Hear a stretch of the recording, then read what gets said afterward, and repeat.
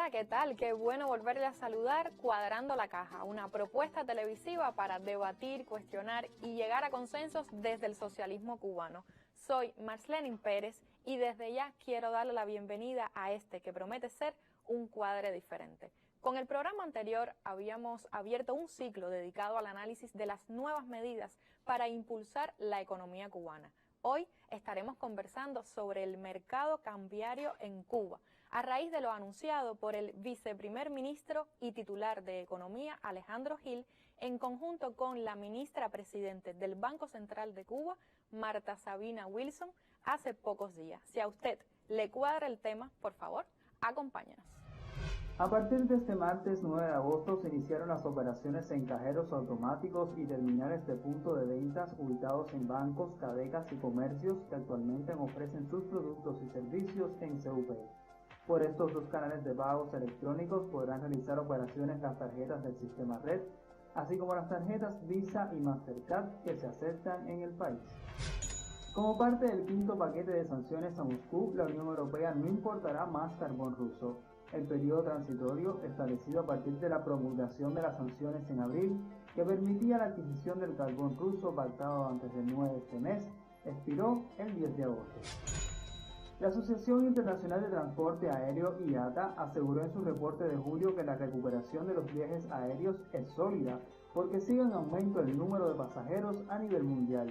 El pasado mes el tráfico total medido en pasajeros kilómetros de ingresos aumentó un 76,2% en comparación con el mismo periodo de 2021.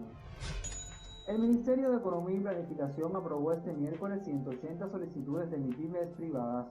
Con la admisión de las nuevas solicitudes, suman 4.651 los actores económicos aceptados desde que comenzó el proceso en septiembre de 2021. De las MIPYMES, 4.544 son privadas y 51 son estatales. Además, hay 56 cooperativas. Y estas han sido algunas de las noticias más relevantes de esta última semana que ha sido bien difícil y triste para nuestro país. Las traemos para situar en contexto el tema de hoy, el mercado cambiario en Cuba. Y para ello estoy muy bien acompañada porque por primera vez están con nosotros dos jóvenes licenciados en economía, pero que ya son expertos en este tema. Joel Ernesto Maril, bienvenido. Gracias por la invitación. Y Ian Pedro Carbonell, bienvenido también. Gracias.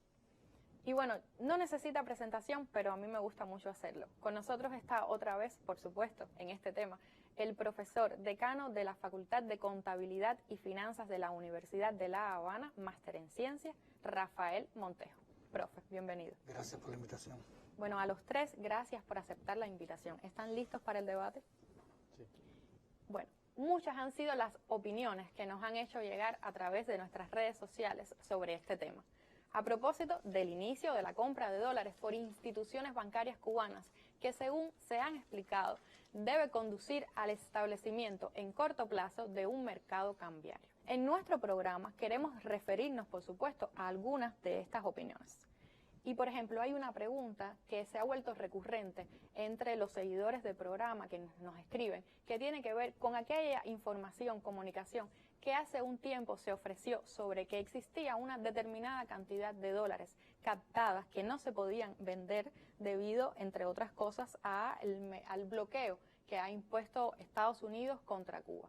En contraste con esta nueva decisión del Estado cubano de comprar divisas en general y en particular los dólares estadounidenses, y que además tiene que ver con el bloqueo, como les acabo de decir.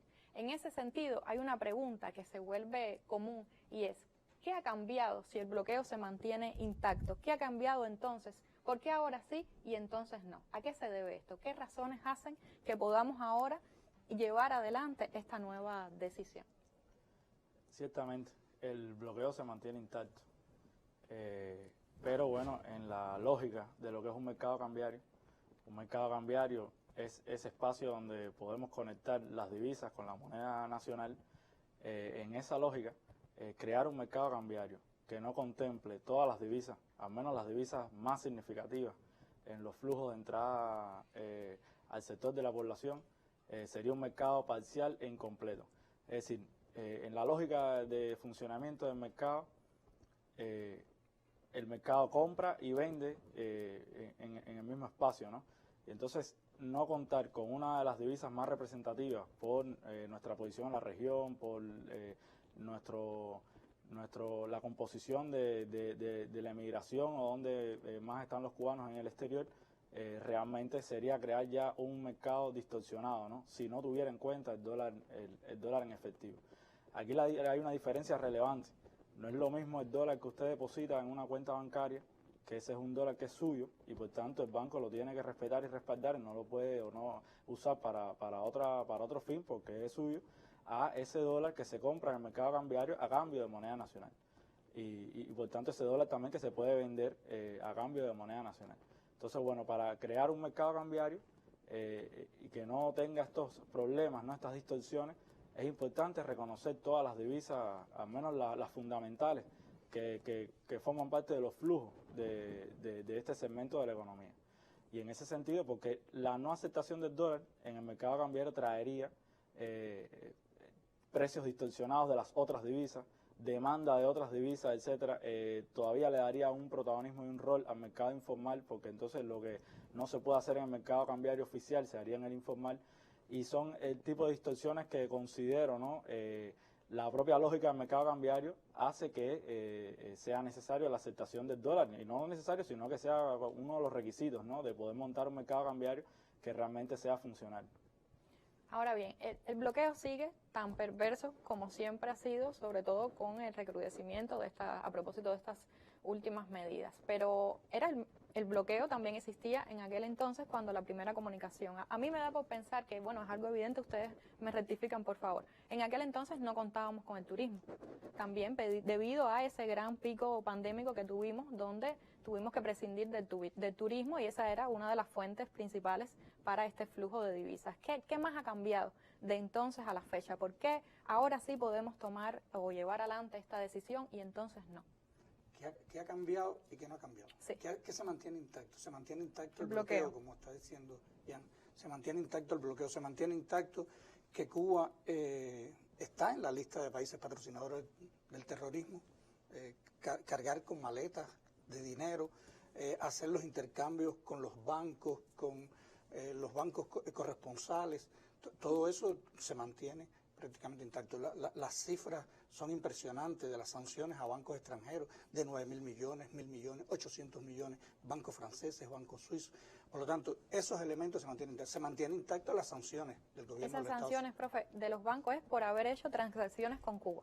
Por haber hecho transacciones con Cuba, por estar en la lista de países patrocinadores del terrorismo. Entonces, y por eso usted nos dice entonces que hay que andar con las maletas de dinero. Porque los bancos corresponsales se niegan o ponen obstáculos, pero además corren el riesgo de ser sancionados. Y han sido sancionados también. Eso se mantiene intacto. Se mantienen intactas las sanciones, las sanciones del bloqueo. Pero las 243 medidas también de Trump se mantienen también con Biden. ¿Qué ha cambiado? ¿Qué se ha cambiado? Bueno, ha cambiado el dominio de la pandemia. Es decir, se ha vuelto manejable. Desde noviembre el país también ha comenzado, digamos, la cuarentena de viajes y el turismo también ha comenzado a impactar. Ha cambiado que ha habido señales positivas en la economía. También hay 2.500 millones de dólares más de ingresos en divisa en comparación con el mismo periodo del año anterior. Es decir, hay un grupo de elementos. Y yo creo que ha cambiado que el país siempre había participado de ese mercado cambiario. Bueno, ahora retoma de nuevo entrar también en el mercado cambiario. Y por lo tanto entra como un actor principal. Y entra porque tiene las posibilidades y tiene toda la logística y tiene toda la cadena de bancos, CADECA. Es decir, hay todo un aparato importante que permite de nuevo que esas divisas, como decía Jan, comiencen a funcionar también y ser un mecanismo que estimule, que acelere el crecimiento de la economía nacional. O sea, un factor también de desarrollo en este momento en que comienzan a cambiar y a mejorar algunos factores de la economía. Bueno, yo creo que hay un tema que decía Jan que es muy importante. O sea, lo que no haga el Estado o donde no se coloque el Estado a hacer operaciones, lo va a hacer el mercado informal, que es una realidad que se tiene y que no se puede hacer diseñar una política sin tomar eso en cuenta. O sea, dejar fuera los dólares en el inicio del mercado cambiario, hubiese creado un mercado parcial que además no solamente dejaría fuera una parte importante de los flujos de divisa que hoy recibe el país en físico, en todo el sentido, sino que además crearía distorsiones internas que nos pondrían en peores condiciones para llevar adelante otros pasos del mercado. Eso yo creo que la decisión era válida, tomarla, y una valentía del gobierno que le crea un problema, porque como decía el profe Montejo, siguen las sanciones, siguen la imposibilidad de utilizar el dólar, o se complejiza la posibilidad de utilizar el dólar en las situaciones actuales, pero el gobierno ha asumido la decisión de no dejar esa parte afuera y asume la responsabilidad de utilizar esas divisas en beneficio del país, de buscar con creatividad una manera de emplearlas en las posiciones que se puedan, y en los que no, manejar el mercado de manera de que sea funcional aún con esas restricciones, porque lo que iba a ser muy complejo era dejar esas divisas fuera del mercado, seguirlas dejando en la informalidad, y eso no era un buen punto de partida para un mercado cambiario. Está asumiendo el país un gran reto con el manejo de esas divisas, que se le vuelve complicada por el bloqueo, pero era un momento fundamental, un paso fundamental, que si se quería crear un mercado cambiario con futuro, con vista de futuro, las divisas, los dólares norteamericanos no podían quedarse fuera del mismo. Y a propósito de lo que nos dice Joel, quiero empatarlo con la Constitución de la República de Cuba en su artículo 19, que nos dice: el Estado dirige, regula y controla los intereses económicos, la actividad económica, conciliando los intereses nacionales, territoriales, colectivos e individuales en beneficio de la sociedad. Precisamente aprovechando esta última parte de cómo colegia los intereses colectivos e individuales en beneficio de la sociedad, ¿cuáles creen ustedes que son los beneficios de esta nueva medida en función de crear un mercado cambiario? ¿A quién beneficia, a quién no? ¿A quién logra impactar de nuestra población, de nuestro pueblo? ¿Qué hacemos los que no tenemos divisa? ¿Cómo nos relacionamos con esta medida? Restablecer un mercado cambiario y hacerlo funcionar con estabilidad, con sostenibilidad, es una medida, sería un resultado, ¿no?, que tributaría positivamente para toda la sociedad. Es decir, que nos permitiría avanzar en ese camino, incluso que se había mencionado en la mesa redonda, de llegar a una economía donde solamente funcione la moneda nacional, donde exista un único tipo de cambio y donde la moneda nacional sea convertible con el resto de las divisas, tanto para la población como para las empresas y los actores económicos. Realmente ese sería el principal resultado positivo, ¿no?, de iniciar este camino, de dar estos primeros pasos. Ciertamente, un paso fue establecer las operaciones de compra. Seguramente cuando se establezcan las operaciones de venta será otro paso, y así en esos pasos llegar a un esquema que tribute positivamente a toda la sociedad, que permita generar una mayor oferta de productos, de bienes y servicios en moneda nacional, y que también permita incluso desdolarizar la economía, ¿no? Porque hace unos pocos años, ¿no?, hemos estado viviendo un proceso también de dolarización parcial. Entonces, a todo esto tributa el establecimiento de un mercado cambiario que pueda funcionar como debe ser. Entonces, eso sería el principal beneficio, ¿no?, que apunta una medida de este tipo, aunque ciertamente es una medida que no se puede ver aislada. Hay que hacer otras medidas que permitan también reactivar la economía en el punto de vista productivo, ¿no? Muchas veces planteamos en discusión, etcétera, de que las medidas monetarias por sí mismas no resuelven el problema real que hay de fondo, no es un problema de poder generar riqueza, poder producir bienes y servicios. Pero bueno, el mercado cambiario es una parte en todo ese engranaje que permitiría llegar a ese resultado positivo para toda la sociedad. Lo decíamos en el programa pasado, que no se podía ver las medidas por sí solas, individuales, sino integralmente en su interrelación con cada una. ¿Usted quería decir algo, profe? Sí, es que en principio nos beneficia a todos, no solo por todo lo que ha explicado Ian, sino nos beneficia en el sentido de que también los que operan la economía también mejoran sus acciones. Se recaudan divisas, hay flujos de dinero, se pagan deudas, se compran mercancías, se activa la economía. Obviamente hay un grupo de personas que no reciben directamente divisas, y en ese sentido no están ni interesados porque no pueden vender lo que no tienen. Y también en el caso de comprarlas, ¿cuál sería el incentivo de comprarlas? Si realmente, a no ser que tengan alguna acción de viajar al exterior, etcétera. pero sin duda la medida en sentido general debe beneficiarnos a todos. Debe beneficiarnos directa o indirectamente. No olvidar que hay cerca de 2,5 millones de cubanos que viajan constantemente o viven en otros países, que remesan dinero e impactan una parte importante de la población también. Entonces, la medida va a tener beneficiarios directos, pero hay un tema también que es de legalización que se ha mencionado. También es transparente el mercado. Tenemos información, sabemos cuánto se está captando y cuánto no. Antes de esto no teníamos información, porque todo estaba sumergido en ese mercado informal. Pero ahora cuando los flujos comiencen a contabilizarse, empecemos a saber cuánto realmente se está captando, entonces también los decisores económicos toman mucho mejores decisiones porque están mucho mejor informados de qué divisas, de qué cantidad de personas. Es decir, hay un sistema de información que comienza de nuevo a crearse y sirve a los decisores, a los agentes de la economía y a los decisores en la economía para tomar mejores decisiones. ¿Usted tiene alguna referencia por ahí de cuánto se ha captado? Pero no es difícil calcular o hacer o tener un estimado. Entran miles de turistas solo hablando de turismo. Entran miles de turistas, que una parte de ellos cambie. Estamos hablando de miles y miles de operaciones que se hacen hoy, probablemente en un día que no se hacían anteriormente. Quizás turistas que van a preferir, por supuesto, cambiar de forma segura, legal, sus divisas. Claro, y además ayer, antier, ahora no recuerdo, ya hubo una nueva medida en que las personas pueden cambiar con la tarjeta. El día 9 se ponía en vigor. Sí, y pueden cambiar desde su tarjeta. Y también las tasas de, digamos, por utilizarla también disminuyen.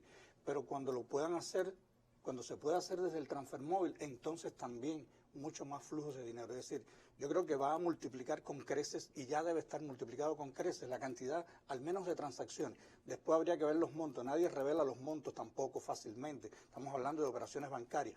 Pero en algún momento seguramente se podrá tener algunas referencias porque obviamente va impactando en el resto de la economía. Hay que pedirle unas medidas a lo que para ellas están orientadas. O sea, esta medida directamente no es una medida de protección social. Si es lo que se le quiere referir como a qué grupos beneficia directamente o afecta directamente. Todo lo que beneficia la economía en un Estado socialista, que tiene una función redistributiva, al final termina beneficiando a los vulnerables. Pero si se le va a pedir al mercado cambiario que sea la solución para determinadas vulnerabilidades que se detiene en la economía, bueno, para eso no es un mercado cambiario. El mercado cambiario, como decía el profe Montejo, nos pone en mejores condiciones para enfrentar la recuperación de la economía, para que el país genere más ingresos, capte divisas. Ese es un tema importante que dijo el viceprimer ministro Alejandro. Con lo que se capte de ahí, una parte irá a la venta del mercado y otra parte para reprovisionar ofertas en pesos. Y eso sí nos beneficia a todos porque es poner ofertas, ligar la captación de divisas con las ofertas en pesos a la población. Eso permite utilizar las divisas que entren al país. Y era un esquema que ya funcionaba antes con las ventas que se le hacía a Cadeca. Eso pasaba a determinados organismos como el MinSIN y eso proveía ventas en pesos. Eso fue un esquema que se utilizó también en los años 90 para reactivar los mecanismos de venta en pesos a partir de la propia captación de dólares que se hacía a las personas que lo tenían. Y ahí hay un beneficio, o sea, ofertas, ventas en pesos en el salario, o sea, en la moneda en que se pagan los salarios en el país. Y eso, por supuesto, nos beneficia a todos. Pues probablemente, como fue en los años 90, no vaya a ser el tipo de cambio más bajo de 24, porque se está comprando dólares a 120 pesos. O sea, no se puede poner oferta a tipo de cambio 24 de manera general. Hay que extraer esa liquidez que se está dando, o sea, se está poniendo 120 pesos, inyectando por captar un dólar. Ese dólar tiene que dar para extraer esos 120 pesos de liquidez y lo que sobre se podría destinar a ofertas más baratas. Pero siempre hay que poner ofertas en pesos para extraer esa liquidez. Y eso nos mejora a todos, a los que puedan comprar a la oferta en pesos 120 y una parte a los que pueda ir a productos más baratos que permitan llegar a un público más amplio que tenga menores niveles de ingresos. Pero ya digo, a largo plazo, lo que mejora la economía, mejora a los vulnerables, mejora a todo el país, pero directamente el mercado cambiario, como yo lo veo, tal vez mis compañeros tengan una percepción diferente, no es una medida directamente orientada a la protección social, o sea, a la protección de los vulnerables. Pero claro, impactará en algún momento en el desarrollo del país y con ello en la mejoría de todos. Y sobre algo que tú estabas mencionando ahorita de la tasa de 120, quiero que a eso regresemos inmediatamente después de esta pequeñita pausa que vamos a hacer ahora. El problema real es el problema de las desigualdades. tenemos que empezar como pueblo. No olvides al barrendero, al maestro ni al doctor. Todos los fenómenos que para bien o para mal se gestionen, se generen, mal o bien en la empresa estatal socialista, terminan desencadenando un fenómeno en toda la economía. Cubanos y el Timbirichi, levanta tu economía. Porque esta cotidianidad, esta realidad cubana, no basta con interpretarla de diversos modos, sino que juntos tenemos que transformarla. Y hay otra interrogante que se repite en nuestro grupo de Telegram, en el sitio Cuba Debate, y es, las personas se preguntan por qué tomamos como tipo de cambio, de referencia, el de 120. Eso es un buen tema. Y hoy me referiría a la pregunta, a lo que dijo el viceprimer ministro Alejandro, cuando dijo que era un tipo de cambio fundamentado y no voluntarista. Me recuerdo que dijo económicamente fundamentado y no voluntarista. Mira, pero primeramente hay que entender de que el mercado cambiario que se está creando nace en un entorno donde hay un mercado informal que opera y que fija determinado precio de equilibrio en ese segmento, que como se ha visto mucho debate, que si es el tipo de cambio de equilibrio de la economía, yo creo que eso es imposible decir que es el tipo de cambio de equilibrio de la economía, porque ahí no van la mayoría de los flujos, ni los 1.000 millones que demanda Alimpo y empresa alimentadora de alimentos para eso, ni Spot, ni ahí se van los flujos de divisas, de oferta de divisas que hace el turismo. Pero hay un equilibrio en un segmento de la población que vale la pena reconocer como punto de partida, aunque está afectado por temas de especulación, por temas de informalidad, ahí hay un punto de partida.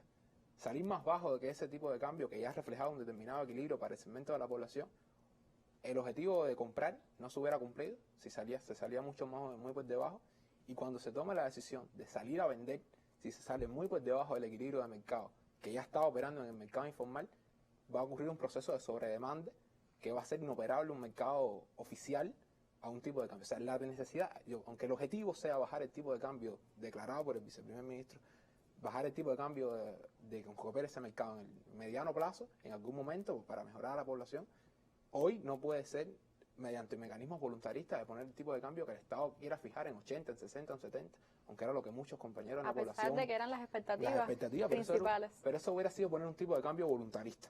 O sea, no contar en los fundamentos de la economía, que no tiene fundamento en las ofertas y demanda de divisas que hay en ese mercado, y que hubiera llevado a la salida del propio mercado a ser inoperante un mercado oficial, que hubiera salido completamente descolocado de un tipo de cambio de equilibrio que ya se está dando en el mercado de oferta y demanda de divisas en el mercado de la población. ¿Y de qué depende de que baje? Porque Ernesto decía que la idea es que baje, pero ¿qué puede hacer que baje esta tasa? El ministro de Economía lo decía, hay unos fundamentos de la economía que dependen, por un lado, de la capacidad de ofertar divisas en esos mercados y también de recortar la demanda. O sea, el déficit fiscal tienen que bajar los ingresos excesivos en el sector de la población que vienen de pagos a privados, utilidades excesivas pagadas, que generan, y sobre todo el déficit fiscal, genera dinero nuevo en la economía, pesos cubanos nuevos en la economía, que al final van a demandar divisas, ya sea directamente por el lado de las empresas, sobre el tipo de cambio 24, o cuando vean al sector de la población, van a demandar divisas en el mercado informal o en el nuevo mercado que se está creando. O sea,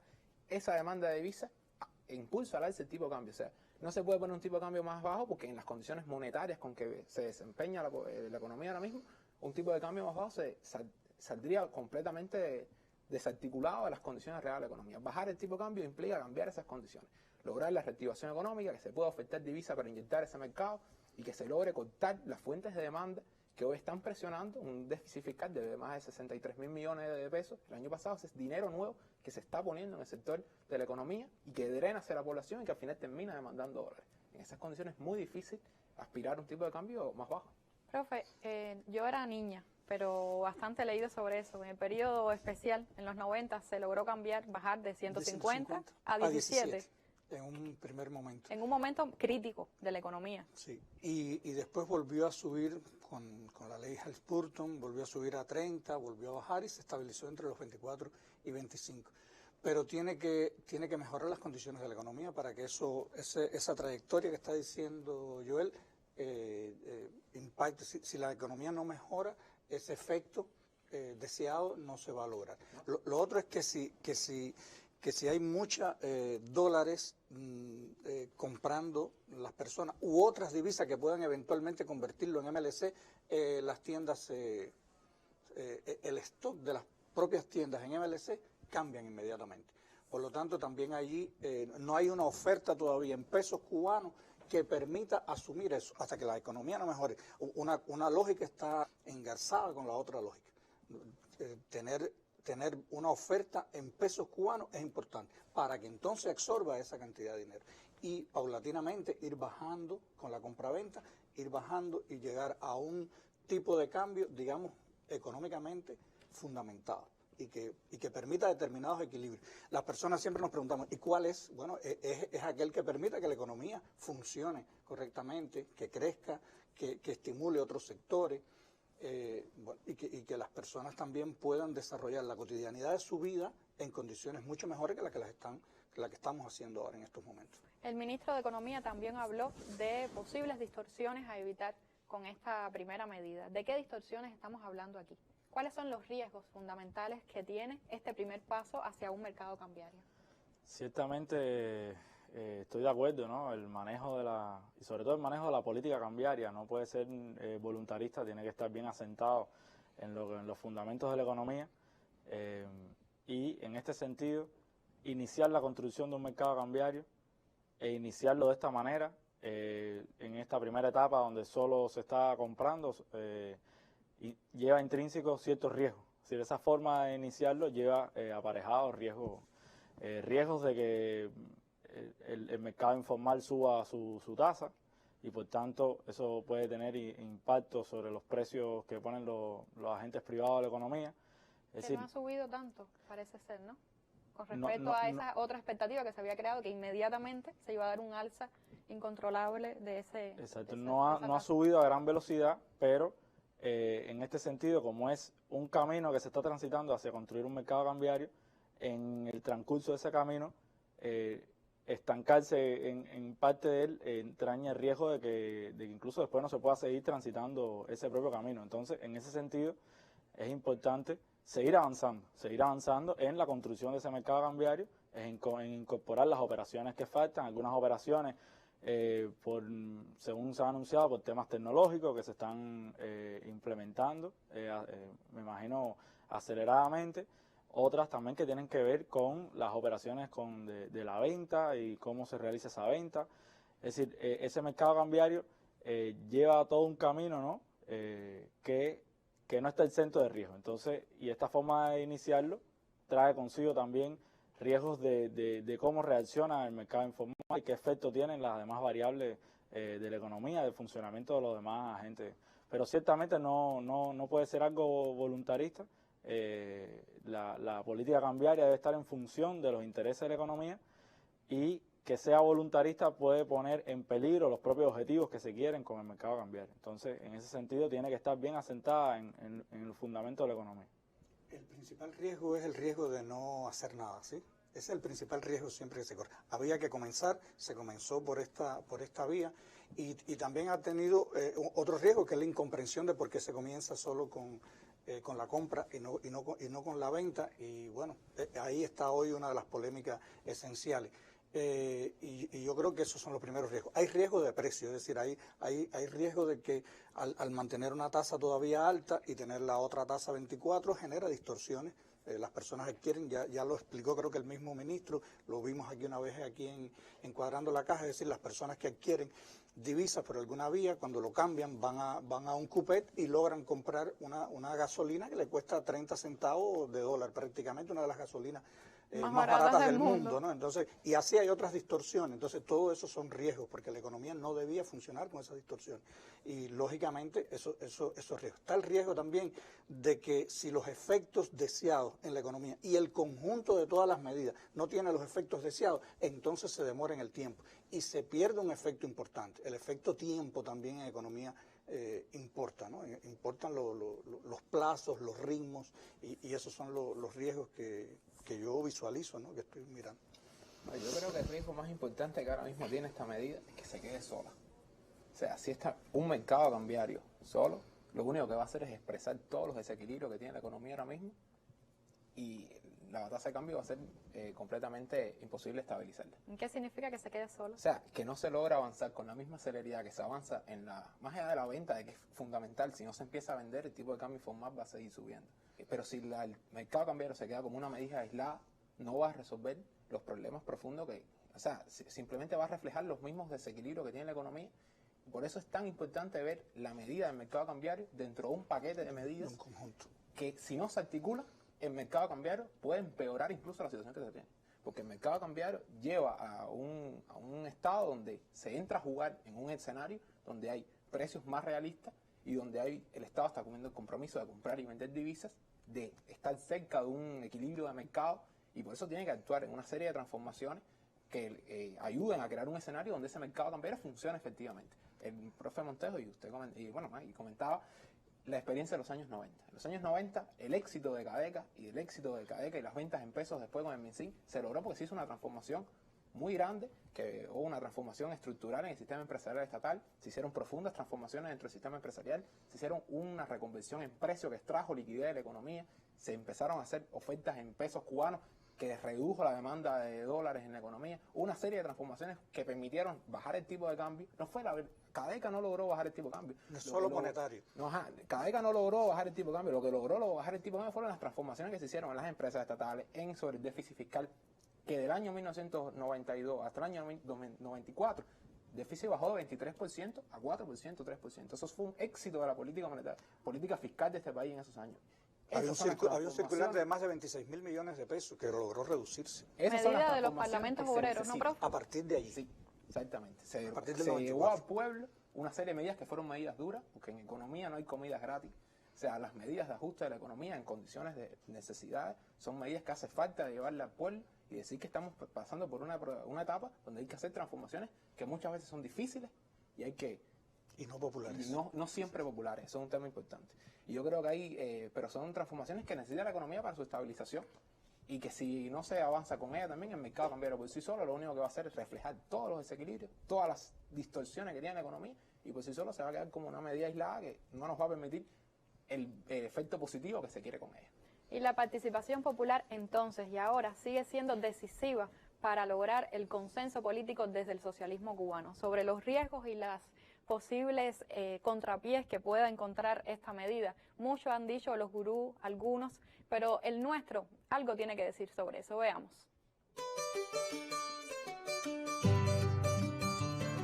Estuve viendo hace un rato unas demandas pro mulas, donde piden que los pulas les sean vendidos baratos.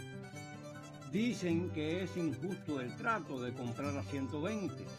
Y es muy cierto que la gente no lo esperaba tan. Tiempos mejores vendrán. Recomiendo ser paciente.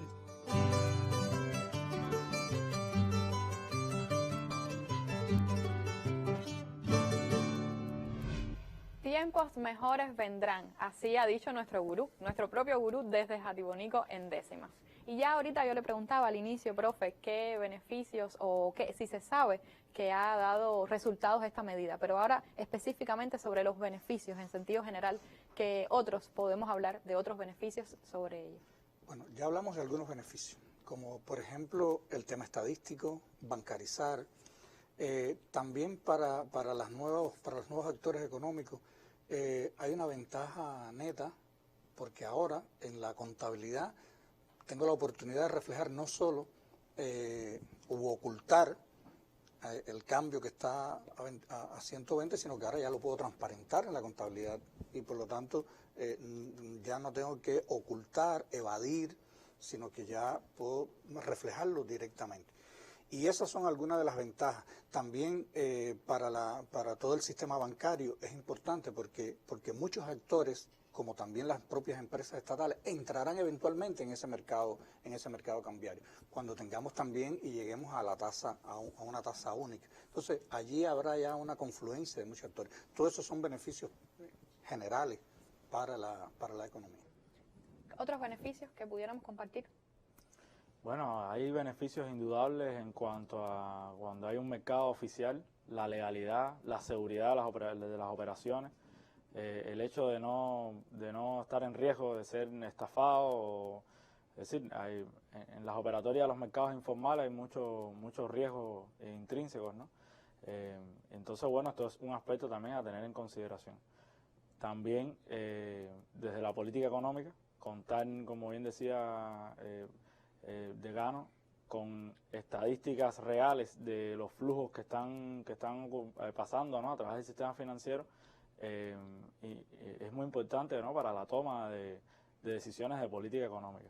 Y también esto permite el mercado cambiario recuperar una de las anclas para fijar los precios en la economía. Es decir, tratar de tener un tipo de cambio oficial que verdaderamente exprese una convertibilidad de la moneda nacional con las divisas y lograr estabilizarlo, pues es una herramienta, exacto, es una herramienta importante. ¿Y qué hace falta para esto? ¿Qué hace falta para llegar a un tipo de cambio único de equilibrio?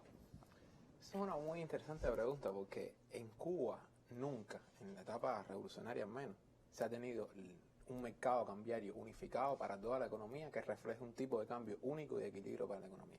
O sea, plantearse ese objetivo es tal vez una de las transformaciones más trascendentales que tiene la transformación del modelo económico cubano desde su inicio en el año 2011. Es tal vez uno de los objetivos más ambiciosos que se tiene, porque refleja un cambio en el paradigma de funcionamiento de la economía cubana, de las más grandes que se tiene. Y también es una de las transformaciones más esenciales que nos permitirá destrabar la autonomía del sector empresarial, porque de qué autonomía se puede hablar en un sector empresarial que no pueda acceder libremente a comprar divisas, o que muchos insumos que son importados necesitan un permiso centralizado, que coartan la autonomía que nominalmente se le da a las empresas. Y la reforma del sistema de precios, ¿cómo se puede hacer sin un tipo de cambio fundamentado? Y tenemos muchos esquemas cerrados también de financiamiento. Pensar en este mercado unificado permite pensar en una economía unificada, que hay que llegar allá, como decía el viceprimer ministro Alejandro, con una economía desdolarizada, una economía con una moneda convertible y con las transacciones que operen internamente en pesos. Llegar a eso implica todas las transformaciones que hablamos ahorita: disminuir el déficit fiscal, reducir el nivel del gasto público en el sentido de racionalizarlo con más eficiencia. Harían falta otros mercados, no solo el cambiario. Es verdad, desarrollar mercados financieros, eso es verdad, pero es que también el redimensionamiento del sector estatal, el redimensionamiento de lograr la reactivación del sector productivo. Hay un tema muy importante que es aumentar las ventas en pesos, pero también la disminución de la dolarización en la economía. O sea, el mercado cambiario no solamente va a operar bien cuando no haya esquemas dolarizados funcionando, sino que el mercado cambiario, a dar una referencia de precio efectiva para la economía, permita avanzar en la desdolarización. O sea, cuando se tenga una referencia de cuánto vale realmente las divisas en la economía, permitirá ir paulatinamente desdolarizando la economía con una base científica. Y las Siempre tiendas en divisa entonces comiencen a sobrarme. No tengan sentido. Sí, por supuesto, una vez que se logre llegar a equilibrios macroeconómicos, o sea, hay desequilibrios macroeconómicos reales que hacen que esas tiendas tengan que existir hoy, o que se funcionen esquemas dolarizados y que hay un incentivo a dolarizar la economía. Pero cuando se logre superar los desequilibrios que se tienen hoy y se logra avanzar en una corrección, o sea, un mercado cambiario que refleje el valor del peso cubano, eso ayuda a una serie de transformaciones donde la desdolarización es una de las más importantes. En el escenario, un mercado cambiario, un escenario dolarizado, inconvertible y con desequilibrios macroeconómicos, es una bomba de tiempo, eso sí es verdad. Pero también el desarrollo del mercado cambiario permite avanzar en corregir todos esos otros desequilibrios. Integración también entre los actores nos está faltando. Yo creo que eso yo creo que ahí hay una serie el objetivo estratégico, el punto B que decía el ministro de Economía, es lo que nunca se puede perder. O sea, hay un objetivo y una voluntad del gobierno cubano en que haya operaciones únicas en pesos cubanos a una tasa de cambio convertible, y que el peso cubano opere en todas las operaciones, transacciones de la economía a una tasa única y convertible. Eso significa poder acceder. Soberanía monetaria. Desde el peso cubano a las divisas. Y eso es fundamental. Soberanía monetaria es fundamental. Esos son objetivos que son trascendentales en la transformación del modelo cubano y que llevarán una serie de medidas que no solamente es el mercado cambiario, pero el mercado cambiario es tal vez el primer paso y uno que nos permite romper la inercia para tomar una serie de transformaciones laterales que son fundamentales, que sin esa la transformación del modelo económico se queda coja. Para romper ese peligro que decía el profe al inicio de no hacer nada o no hacer algo, ¿no? Es uno de los peores riesgos que tenemos ahora mismo. Jan, sobre esto. No, exactamente. Hoy estamos viviendo una dinámica económica bastante negativa y es importante romper con ella, ¿no? Y creo que las medidas que se han adoptado son un primer paso importante en romper esa dinámica y cambiar vienen su tiempos curso de creatividad económica. Exactamente, porque además todas estas medidas hay que tenerlas en cuenta en el entorno muy particular y específico de nuestro país y de nuestra economía. Es decir, aquí no se pueden aplicar recetas de libro de texto tal cual, porque nuestra economía tiene particularidades y condiciones específicas que no tienen otros países del mundo. Y estoy hablando de bloqueo, estoy hablando de su dotación de recursos naturales, etcétera, que realmente hay que tenerlas en consideración. Y por eso no se fue al punto B de un solo salto, como nos piden algunos, que era llevar directamente una evaluación completa, porque que decían algunos, vamos a evaluar completamente la economía. Yo creo que eso lo explicaba también el viceprimer ministro Alejandro. O sea, ir directamente al punto B de un salto hubiera significado todos los precios de la economía. Significaba una mayor afectación, ¿verdad? Sí. Entonces, yo sí creo que el camino, el punto B, y se está utilizando la dualidad, como yo lo entiendo, puede ser que me equivoque, pero se está utilizando la dualidad cambiaria como un pivote para llegar desde una economía inconvertible y una economía dolarizada a una economía con un tipo de cambio unificado y una moneda nacional soberana y que opere en todos los sentidos. Y el trayecto es el mercado cambiario y la dualidad, que esquemas duales para transitar desde un punto A a un punto B se han utilizado en muchas experiencias del mundo y siempre han sido para huir de la terapia de choque, que es lo que muchas veces quieren aplicar alguna gente que está de receta. Oye, los gurús neoliberales sobre todo. No, yo me digo, bueno, ¿cómo vamos a hacer en Cuba cuando se hubiera hecho una mega devaluación hasta 120? Toda la economía de 120, ¿qué se voy a hacer con la gente más vulnerable? Y después muchos de ellos hablan de los vulnerables. Increíble. Y a corto plazo, decías tú, no perder de vista el punto B y sobre todo a mí me es importante que sea a corto plazo porque también están las expectativas de nuestro pueblo en ese sentido. ¿Y qué usted cree, profe, para ir cerrando nuestro programa de hoy? Yo creo, lo reitero, estamos asomándonos a tiempos de mucha creatividad y mucha, digamos, gestión alta, estratégica dentro de la economía.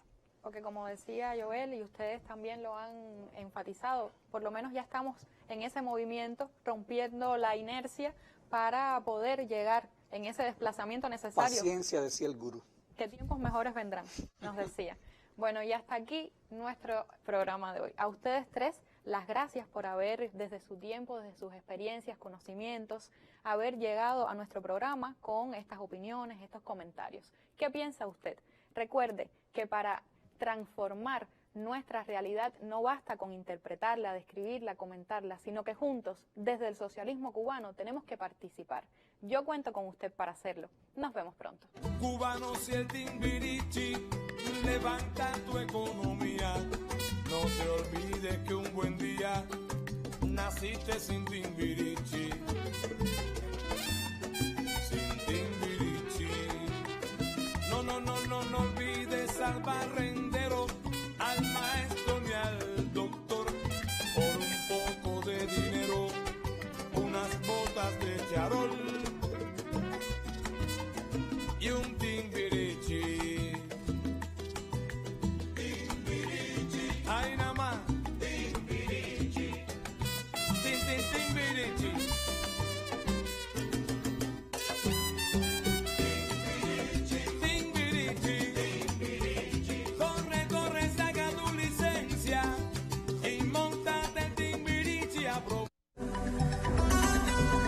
Consulta popular del Código de las Familias Cubanas.